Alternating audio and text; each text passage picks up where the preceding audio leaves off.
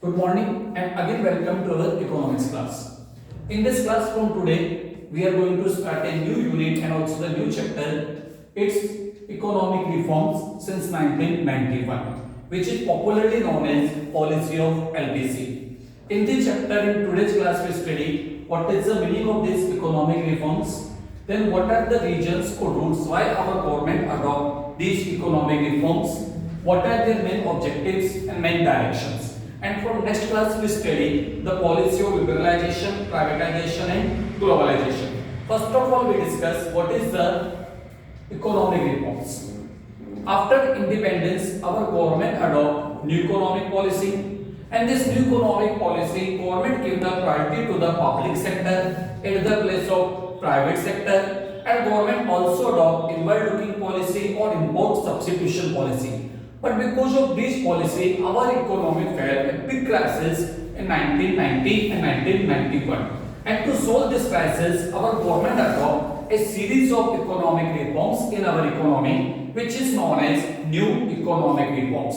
Earlier government adopted the policy of license, permit, quota rules, which is popularly known as LPQ, license, permit, quota rules. It means private sector needs license, it needs permission, it needs quotas for their export and imports.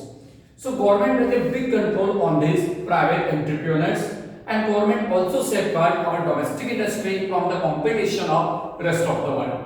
But as a result of it, our exports are also rapidly declining, and we face a big crisis in the 1991. So government take a U-turn and change its policy from LPQ to LPC. The policy of liberalization, privatization and globalization. So the new economic reforms taken by our government in the July 1991, these are known as new economic policy or new economic reforms. Now we see what are the objectives or what are the reasons or what are the causes why this government adopt these economic reforms. इसका एक बहुत बड़ा reason है हमारे लिए rapid increase in our physical deficit. जो हमारा physical deficit है वो रैपिडली इंक्रीज हो रहा था.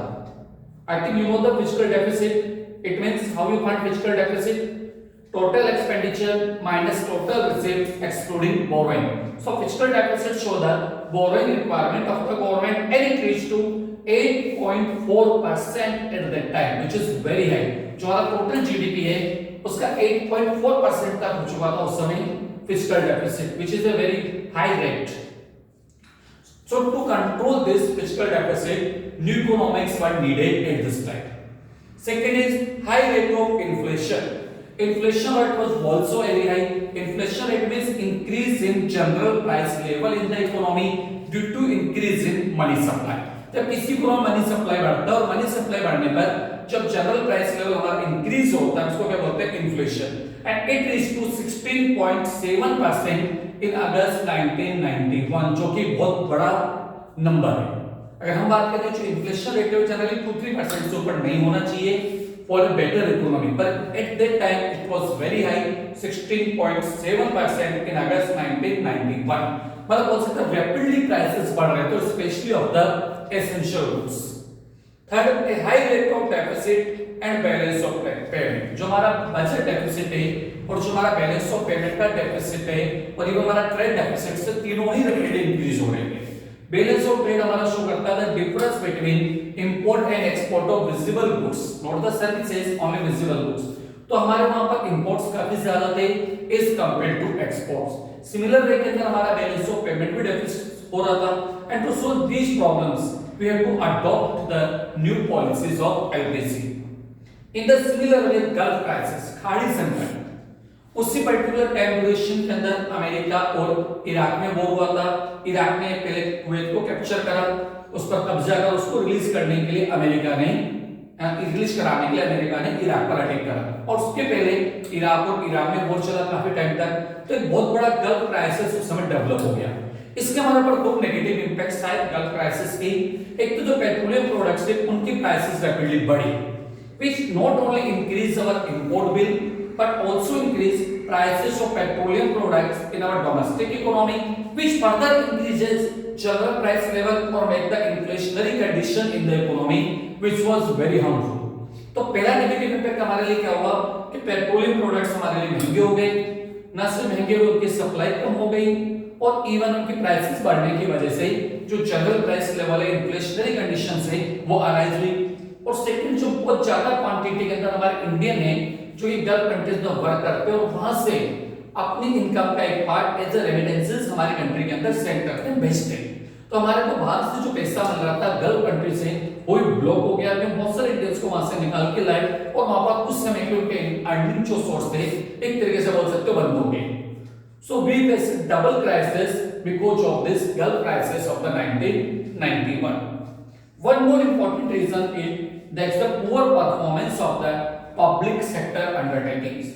गवर्नमेंट ने क्या करा कि कंट्री के डेवलपमेंट के लिए, रैपिड डेवलपमेंट, रैपिड इंडस्ट्रियलाइजेशन के लिए एक बहुत बड़ा इंफ्रास्ट्रक्चर खड़ा करा of the public sector undertakings और पब्लिक सेक्टर यूनिट्स। पर जैसे टाइम निकलता है इस पब्लिक सेक्टर यूनिट्स की बहुत सारी डीमेरिट्स हमारे सामने आई, जैसे कि उनके अंदर करप्शन हो रहा है, not utilisation of available resources और they are not able to fulfil the need of the public. Specially take the example of telecom sector, जहां पर हमारे को बेसिक टेलीफोन कनेक्शन के लिए महीनों इंतजार करना पड़ता था। तो बहुत सारे जो डीमेरिट्स हमारे सामने आई और जो पब्लिक सेक्टर अंडरटेकिंग से प्रॉपर्ली वर्क नहीं कर रहे थे, तो गवर्नमेंट के लिए जरूरी हो गया था कि हम न्यू इकोनॉमिक रिफॉर्म्स लेकर के आए, क्योंकि हमारे से पहले जो हमारे नेबरिंग कंट्रीज है चाइना और पाकिस्तान, दोनों ही इकोनॉमिक रिफॉर्म्स को अडॉप्ट कर चुके थे और हमारे ऊपर एक तरह का प्रेशर था आईएमएफ का, इंटरनेशनल मॉनेटरी फंड का और अमेरिका और यूरोपियन कंट्रीज का कि इंडिया भी इन इकोनॉमिक रिफॉर्म्स को अडॉप्ट करे और इवन अपना जो मार्केट, इंडियन मार्केट है उसको ओपन करे for the rest of the world. लेकिन उस समय हमारी गवर्नमेंट इसके लिए तैयार नहीं थी। Some more region responsible for it, policy of control and license of the government.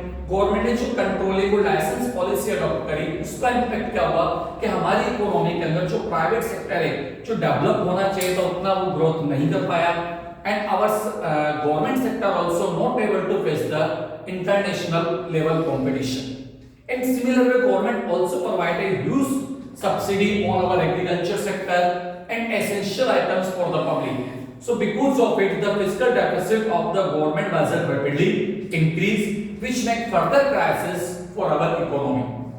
In the similar way, we adopt the inward-looking policy or import substitution policy. जैसे हमने पिछली क्लास के अंदर बात किया था, अब इस inward-looking policy की वजह से क्या हुआ कि हमारी जो इंडियन इकोनॉमी है, हम रेस्ट ऑफ द वर्ल्ड से कट हो गए और हम जो फॉरेन कंपटीशन है उनके अकॉर्डिंग अपनी जो इंडियन कंपनीज है उनको डेवलप नहीं कर पाए और उसका रिजल्ट क्या हुआ कि जो हमारे प्रोडक्ट्स थे वो इंटरनेशनल लेवल के नहीं बन पा रहे थे और हमारा जो एक्सपोर्ट है वो रैपिडली डिक्लाइन हो रहा था, कम होता हुआ जा रहा था। Non developmental expenditure of the government, अब गवर्नमेंट बहुत सारे उस समय नॉन डेवलपमेंटल एक्सपेंडिचर कर रही थी, specially for giving the high salary to the employees or giving package to the loss making public sector undertakings, subsidy to the different areas। अब इन सब का इम्पैक्ट क्या हुआ कि हमारा जो फॉरेन एक्सचेंज रिजर्व फंड है वो रैपिडली रिड्यूस हुआ, and that time it was only 2 billion US dollar. अगर हम डेटा वाइज बात करें तो बहुत बड़ा अमाउंट लगता है हमारे को, 2 बिलियन यूएस डॉलर पर एक कंट्री जहां की पॉपुलेशन उसमें लगभग 100 करोड़ रही होगी, उतनी बड़ी कंट्री के लिए जो ये अमाउंट है वो बहुत कम है, and for just enough to 10 to 14 days of our imports.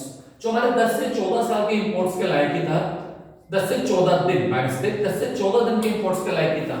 अब उस सिचुएशन को निपटने के लिए हमारी गवर्नमेंट ने क्या करा कि अपने यहाँ को जो रिजर्व गोल्ड है उसको हमने इसे मॉर्गेज गिरवी रखा और वहां से हमने फॉरेन करेंसी अब बोल सकते हो एज ए लोन ली, जिससे कि हमारे जो इंस्टॉलमेंट से लोन के और जो हमारे नेसेसरी इंपोर्ट्स थे हम उसको कंटिन्यू कर पाए।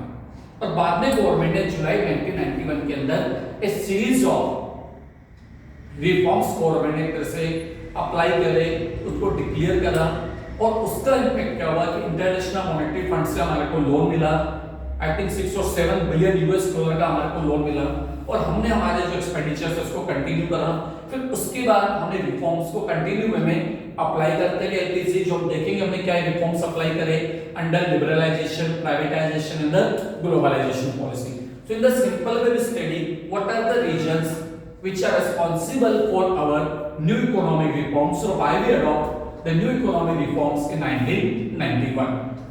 I repeat these reasons again.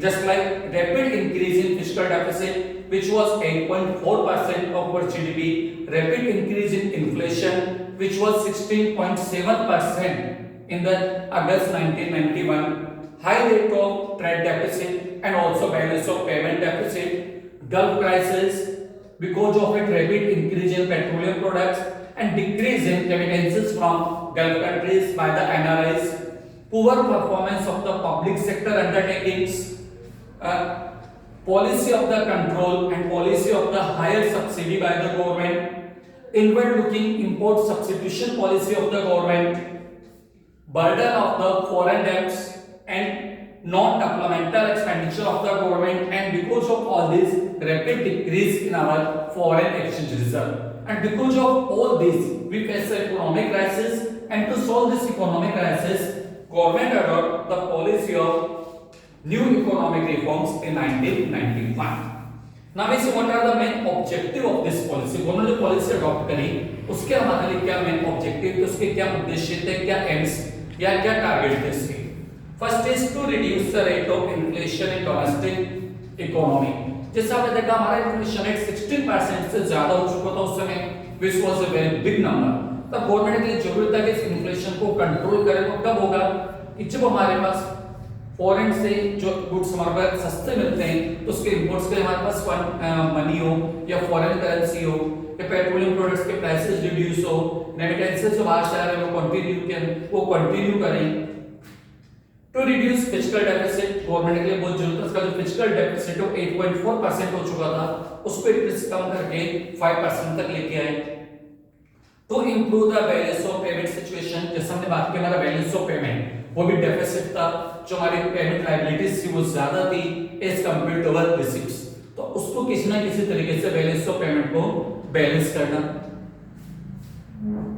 To encourage foreign capital investments, yes ये बहुत बड़ा यू टर्न था गवर्नमेंट का. जब तक हमने पहले एफडीआई इंडिया में आता था हम उस पर ध्यान नहीं दिया तो उसको रेस्ट्रिक्ट करा, पर गवर्नमेंट अब क्या चाहती थी कि ज्यादा से ज्यादा क्वांटिटी में इंडिया में फॉरेन डायरेक्ट इन्वेस्टमेंट तो एफडीआई, और बाद में गवर्नमेंट ने हमारे कैपिटल मार्केट को भी ओपन करा and we also invite portfolio investments by the FII foreign institutional investors.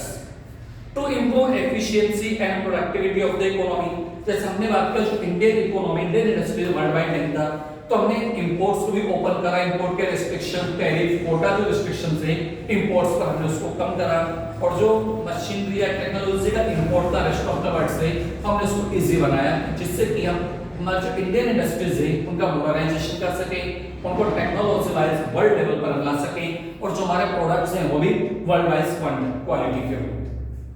To improve efficiency and productivity in the economy, and last to put the economy back to the path of sustainable growth and social justice.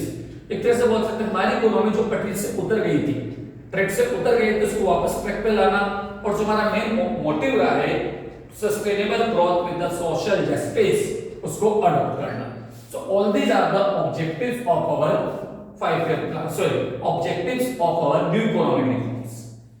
Last What are the broad directions? जब government ने new economic reforms को apply करा तो government ने अपने लिए क्या directions रखे? First, reducing the extent of government control over various area of the domestic economy. Government ने सबसे पहले क्या किया कि जो गवर्नमेंट कंट्रोलिंग है डिफरेंट एरियाज के अंदर, चाहे वो हमारा फाइनेंस सेक्टर हो, चाहे हमारा फॉरेन ट्रेड है, जो एक्सटर्नल ट्रेड है हमारा, तो जो भी हमारे डिफरेंट एरियाज है, बैंकिंग है, इंश्योरेंस है, उनके अंदर गवर्नमेंट के जो रेस्ट्रिक्शंस हैं उसको कम किया जाए.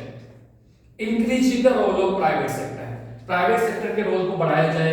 जो एरिया प्राइवेट सेक्टर के लिए ओपन नहीं है हम उनको प्राइवेट सेक्टर के लिए ओपन करें. जैसे आपने पढ़ा है एक new IPR industrial policy resolution 1956 कि उस समय टोटल 17 इंडस्ट्रीज ऐसी थी जो टोटली 100% रिजर्व थी पब्लिक सेक्टर के लिए. तो गवर्नमेंट ने बाद में इसको रिड्यूस करके 5 करा, तो 5 से बाद में इसको रिड्यूस करके 2 कर दिया. सिर्फ रेलवे और एटॉमिक एनर्जी दो एरिया ऐसा है जो कि रिजर्व है पब्लिक सेक्टर के लिए, बाकी सबका गवर्नमेंट ने प्राइवेटाइजेशन करते हुए डिफेंस सेक्टर में गवर्नमेंट ने पर्टिकुलर एरिया में 49% तक एफडीआई का परमिशन दिया है. अभी धीरे-धीरे गवर्नमेंट जो रेलवे है उसका भी प्राइवेटाइजेशन पर ध्यान दे रही है, जैसे train running by the private sector, or even development of the different railway station by the private sector. तो अगर हम प्योरली बात करें तो सिर्फ एटॉमिक एनर्जी ऐसा सेक्टर है जो कि पब्लिक सेक्टर के लिए रिजर्व है. धीरे धीरे गवर्नमेंट ने सबका प्राइवेटाइजेशन कर दिया. तो गवर्नमेंट का टारगेट क्या था, जो प्राइवेट सेक्टर का रोल है उसको इंक्रीज किया जाए. Reducing scarce public sector resource to area where the private sector is unlikely to enter. मतलब वो एरिया जहां पर प्राइवेट सेक्टर एंट्री नहीं करना चाहता, जैसे हमारा public utility services, supply of water, electricity supply, even agriculture sector के जो एरिया ऐसा है कि जहां पर प्राइवेट सेक्टर उसको लाइक नहीं कर रहा, वहां पर इन्वेस्टमेंट्स करना नहीं चाह रहा, तो वहां पर पब्लिक इन्वेस्टमेंट्स को बढ़ाया जाए. और वो एरिया जहां पर पब्लिक इन्वेस्टमेंट्स की रिक्वायरमेंट नहीं है तो वहां पर प्राइवेट इन्वेस्टमेंट्स को इंक्रीज किया जाए. Opening up of the economy to trade and foreign investments and this integrated it with the global economy. Means हमारी इंडियन इकोनॉमी को ओपन करना एंड मेक इट ग्लोबलाइज. हमने क्या करा, ग्लोबलाइजेशन की policy adopted means integrated of the domestic economy with the rest of the world economy. जब तक हमने पहले इनवर्ड लुकिंग पॉलिसी अडॉप्ट करी थी, हम रेस्ट ऑफ द वर्ल्ड से किसी तरह का हम बहुत ज्यादा ट्रेड रिलेशंस नहीं रख पा रहे थे, एक्सपोर्ट इंपोर्ट्स को छोड़ के. अब गवर्नमेंट ने क्या करा, हमारी इंडियन इकोनॉमी को ग्लोबलाइज बनाने की कोशिश करी and make the relations with the rest of the world economy. So in today's class we study different concepts related with the economic reforms. In the next class we studied or we continue our topic and we take the topic of liberalization in the next class. Then we study privatization and then globalization.